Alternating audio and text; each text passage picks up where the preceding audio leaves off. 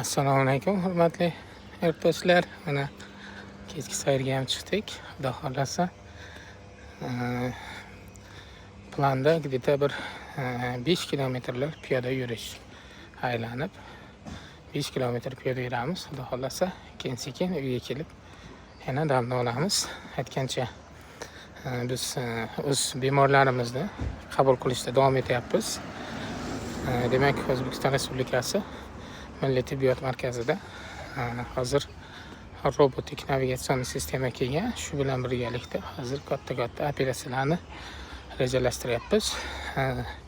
Kelajakdagi rejalarimiz katta. Demak, birinchi navbatda kelasi yilning boshlariga Yaponiyaning eng zo'r klinikalaridan medikirurglar bilan birgalikda operatsiyalar qilish rejalashtirilgan. Ular bilan hamkorlikda ishlash uchun ularning roziliklarini olganmiz. Xudo xolasa fevral oylarida juda katta bomba yangilik bo'ladi. Noyabr boshlarida bizlar e'lon beramiz. Kim qanaqa mutaxassis, qaysi sohani professionali keladi, bu haqida biz albatta xabar beramiz.